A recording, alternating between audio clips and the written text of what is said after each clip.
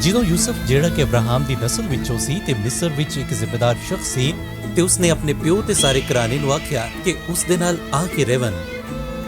ਉਹ ਬੜੇ ਵੇਲੇ ਤੱਕ ਉੱਥੇ ਹੀ ਰਹੇ, ਜਿਸ ਵੇਲੇ ਤੱਕ ਯਾਕੂਬ, ਯੂਸਫ ਤੇ ਉਹਨਾਂ ਦੇ ਸਾਰੇ ਬਾਲ ਬੱਚੇ ਮਰ ਨਾ ਗਏ ਤੇ ਨਸਲ ਮੁੱਕ ਗਈ। ਅਬਰਾਨੀਆਂ ਦੀ ਦੂਜੀ ਨਸਲ ਤੇ ਉਹਨਾਂ ਦੇ ਬੱਚੇ ਵੱਧਦੇ ਗਏ, ਇੱਥੋਂ ਤੱਕ ਕਿ ਉਹਨਾਂ ਨੇ ਮਿਸਰ ਦੀ ਧਰਤੀ ਨੂੰ ਭਰ ਦਿੱਤਾ। ਉਸ ਵੇਲੇ ਦੇ ਨਵੇਂ ਫਿਰਾਉਨ ਨੂੰ ਯੂਸਫ ਦਾ ਪਤਾ ਨਹੀਂ ਸੀ। ਉਹ ਅਬਰਾਨੀਆਂ ਦੀ ਵੱਧਦੀ ਹੋਈ ਆਬਾਦੀ ਤੋਂ ਬੜਾ ਪਰੇਸ਼ਾਨ ਸੀ। ਉਹਨੇ ਆਪਣੇ ਲੋਕਾਂ ਨੂੰ ਆਖਿਆ, ਸਾਨੂੰ ਕੁਝ ਇਵੇਂ ਸੋਚਣਾ ਚਾਹੀਦਾ ਜਿਸ ਤੋਂ ਇਹਨਾਂ ਦੀ ਵੱਧਦੀ ਹੋਈ ਆਬਾਦੀ ਨੂੰ ਰੋਕਿਆ ਜਾ ਸਕੇ। ਇੰਜ ਨਾ ਹੋਵੇ ਕਿ ਉਹ ਸਾਡੇ ਦੁਸ਼ਮਣਾਂ ਦੇ ਨਾਲ ਫੌਜ ਵਿੱਚ ਸ਼ਾਮਿਲ ਹੋ ਜਾਵਣ ਤੇ ਸਾਡੇ ਖਿਲਾਫ ਹੋ ਕੇ ਸਾਨੂੰ ਇਸ ਜ਼ਮੀਨ ਵਿੱਚੋਂ ਕੱਢ ਦੇਵਣ। ਉਹਨਾਂ ਨੂੰ ਸ਼ਰਮਿੰਦਾ ਕਰਨ ਵਾਸਤੇ ਉਹਨੇ ਉਹਨਾਂ ਕੋਲੋਂ ਬੜੀ ਸਖਤ ਮੁਸ਼ੱਕਤ ਕਰਵਾਈ, ਲੇਕਿਨ ਜਿੰਨੀ ਉਹ ਉਹਨਾਂ ਕੋਲੋਂ ਮੁਸ਼ੱਕਤ ਕਰਵਾਉਂਦੇ ਸਨ ਤੇ ਉਹਨਾਂ ਨੂੰ ਸ਼ਰਮਿੰਦਾ ਕਰਦੇ ਸਨ, ਉਹ ਤਦਾਦ ਵਿੱਚ ਵੱਧਦੇ ਜਾਂਦੇ ਸਨ। ਮਿਸਰੀ ਉਹਨਾਂ ਕੋਲੋਂ ਖੌਫਜ਼ਦਾ ਹੋ ਗਏ, ਇਸ ਲਈ ਉਹਨਾਂ ਨੇ ਉਹਨਾਂ ਨੂੰ ਗੁਲਾਮ ਬਣਾ ਲਿੱਤਾ ਤੇ ਉਹਨਾਂ ਕੋਲੋਂ ਸਖਤ ਮੁਸ਼ੱਕਤ ਕਰਵਾਈ, ਜਿਸ ਵੇਲੇ ਤੱਕ ਉਹਨਾਂ ਦੀ ਬੱਸ ਨਾ ਹੋ ਗਈ।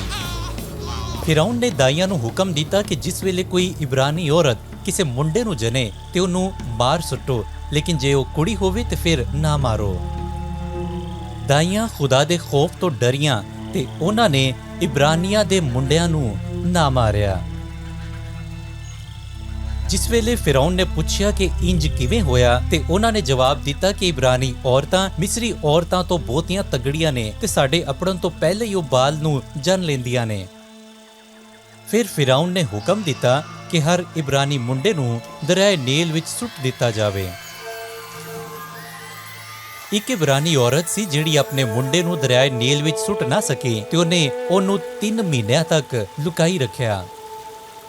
ਜਿਸ ਵੇਲੇ ਉਹ ਉਸ ਨੂੰ ਹੋਰ ਲੁਕਾ ਨਾ ਸਕੀ ਤੇ ਉਹਨੇ ਮੁੰਡੇ ਨੂੰ ਇੱਕ ਟੋਕਰੀ ਵਿੱਚ ਪਾਇਆ ਤੇ ਉਹਨੂੰ ਦਰਿਆਏ ਨੀਲ ਵਿੱਚ ਵਗਾ ਦਿੱਤਾ।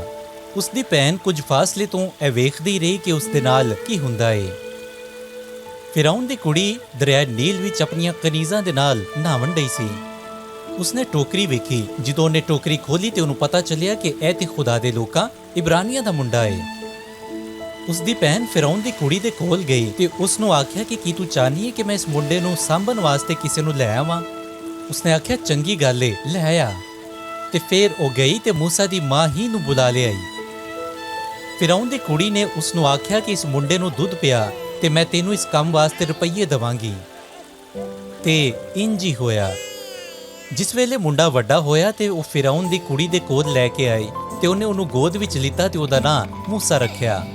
ਮੂਸਾ ਮਹਲ ਵਿੱਚ ਵੱਡਾ ਹੋਇਆ ਤੇ ਮਿਸਰੀ ਸਾਇੰਸ ਤੇ ਹਿਕਮਤ ਵਿੱਚ ਮਹਾਰਤ ਹਾਸਲ ਕੀਤੀ। ਇੱਕ ਦਿਹਾੜੇ ਮੂਸਾ ਆਪਣੇ ਲੋਕਾਂ ਨੂੰ ਮਿਲਣ ਗਿਆ ਤੇ ਉਹਨੇ ਵੇਖਿਆ ਕਿ ਇੱਕ ਮਿਸਰੀ ਉਹਨਾਂ ਨੂੰ ਮਾਰਨ ਡਿਆ ਸੀ। ਫਿਰ ਮੂਸਾ ਨੇ ਮਿਸਰੀ ਨੂੰ ਮਾਰ ਸੁੱਟਿਆ ਤੇ ਉਹਨੂੰ ਰੇਤ ਵਿੱਚ ਦੱਬ ਦਿੱਤਾ। ਅਗਲੇ ਦਿਹਾੜੇ ਉਸਨੇ 2 ਇਬਰਾਨੀਆਂ ਨੂੰ ਲੜਦਿਆਂ ਵੇਖਿਆ। ਫਿਰ ਉਸਨੇ ਇੱਕ ਨੂੰ ਆਖਿਆ ਕਿ ਤੂੰ ਆਪਣੇ ਭਰਾ ਦੇ ਨਾਲ ਕਿਉਂ ਲੜਨ ਡਿਆ ਏ? ਉਹਨੇ ਜਵਾਬ ਦਿੱਤਾ ਕਿ ਤੈਨੂੰ ਕਿਹਨੇ ਸਾਡੇ ਉੱਤੇ ਜੱਜ ਲਾਇਆ ਏ? ਕਿ ਤੂੰ ਸਾਨੂੰ ਵੀ ਉਸੇ ਤਰ੍ਹਾਂ ਮਾਰ ਸੁੱਟਣਾ ਚਾਹੁੰਦਾ ਏ ਜਿਸ ਤਰ੍ਹਾਂ ਤੂੰ ਕੱਲ ਇੱਕ ਮਿਸਰੀ ਨੂੰ ਮਾਰਿਆ? ਉਸ ਵੇਲੇ ਮੂਸਾ ਡਰਿਆ ਤੇ ਇਹ ਗੱਲ ਸਮਝ ਗਿਆ ਕਿ ਉਸਦੇ ਜੁਰਮ ਦੀ ਖਬਰ ਫੈਲ ਗਈ ਏ।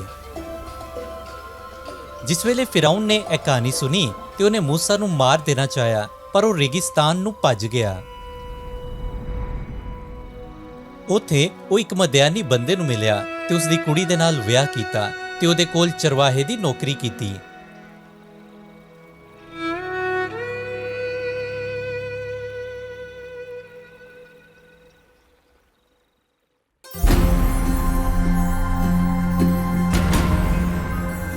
ਮੂਸਾ ਦੀ ਮਾਂ, ਉਹਦੀ ਭੈਣ ਤੇ ਦਾਈਆਂ ਨੇ ਇਹ ਫੈਸਲਾ ਕੀਤਾ ਕਿ ਉਹ ਫਿਰੌਨ ਦੀ ਨਾਫਰਮਾਨੀ ਦਾ ਖਤਰਾ ਮੋਲ ਲੈਣ। ਕਿਉਂ? ਸਾਡੇ ਕੋਲ ਇਸ ਗੱਲ ਦਾ ਕੀ ਸਬੂਤ ਹੈ ਕਿ ਮੂਸਾ ਨੂੰ ਇਹ ਗੱਲ ਪਤਾ ਸੀ ਕਿ ਉਹ ਇਬਰਾਨੀ ਨਸਲ ਵਿੱਚੋਂ ਹੈ, ਭਾਵੇਂ ਉਹ ਮਹਲ ਵਿੱਚ ਫਿਰੌਨ ਦੇ ਪੁੱਤਰ ਵਾਂਗੂ ਪਲਿਆ ਸੀ। ਇੱਕ ਵਾਕਿਏ ਨੇ ਮੂਸਾ ਦੀ ਜ਼ਿੰਦਗੀ ਪੂਰੀ ਤਰ੍ਹਾਂ ਬਦਲ ਦਿੱਤੀ। ਤੁਸੀਂ ਇਸ ਦੇ ਬਾਰੇ ਕੀ ਸੋਚਦੇ ਹੋ? ਕਿਹੜੇ ਵਾਕਿਏ ਜ਼ਿੰਦਗੀ ਬਦਲ ਦਿੰਦੇ ਨੇ?